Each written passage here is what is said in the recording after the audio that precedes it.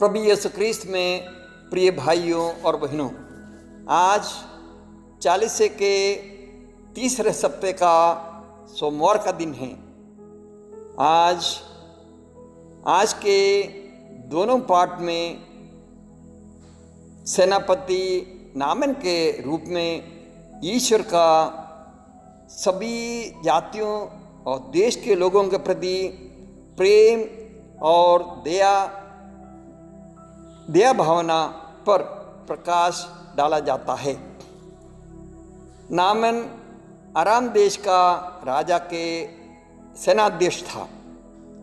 वो महान योद्धा था, किंतु खोड़ी था। उसको ईश्वर भक्त एलिसिया के कहने पर यरदन नदी में स्नान कर ईश्वर से स्वास्थ्य लाभ प्रदान हुआ। प्रभु यीशु को इस चंगाई के विषय में जानकारी थी और इस चंगाई के विषय में अपने प्रतिज्ञाएं अपने गांव नाजरत में लोगों को शिक्षा देते समय दे रहे थे। प्रभु यीशु ने आगे कहा कि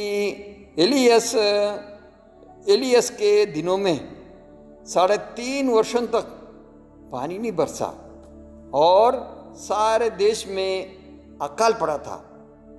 उस समय इस्राएल में बहुत सारे विधवाएं थी, फिर भी एलिसिया उनमें से किसी के पास नहीं।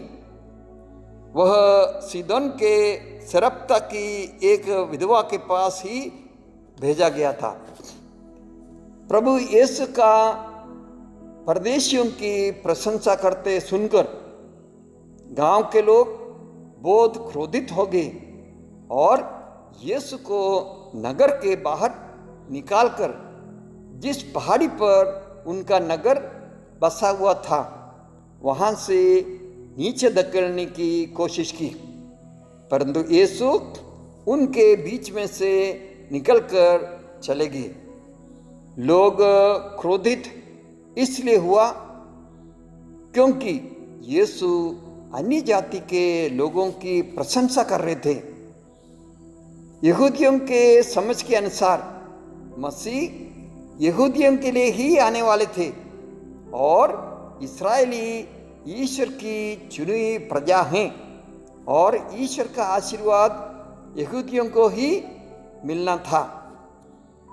प्रभु यीशु यहूदियों के विरोध के बावजूद यह स्पष्ट करना चाहता था कि ईश्वर उन सबों को आशीर्वाद देता है जो उन पर विश्वास करता है, चाहे वे किसी भी जाति का क्यों न हो।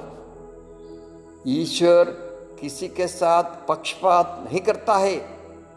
प्रभु यीशु ने 10 कोढ़ियों के चंगाई के बाद संत लूकस के सुसमाचार अध्याय 17 वाक्य 11 से हम पढ़ते हैं, जब एक ही धन्यवाद देने के लिए लौट कर आया तो यीशु ने पूछा, क्या 10 चंगा नहीं हुए थे? इस परदेशी को छोड़कर कोई नहीं आया? जाओ, तुम्हारा विश्वास ने तुम्हारा उद्धार किया है। हम ईश्वर को अपने सीमा में नहीं बांध कर रख सकता। ईश्वर सबका सुनता है जो उस पर विश्वास करता है।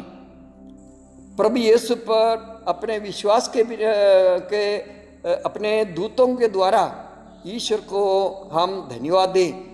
उनके विश्वास के लिए हम निरंतर प्रभु को धन्यवाद दें। इसी विश्वास में जीना और मरने के लिए इस 40 के काल में प्रार्थनाएं और तपस्या हमें मदद करें।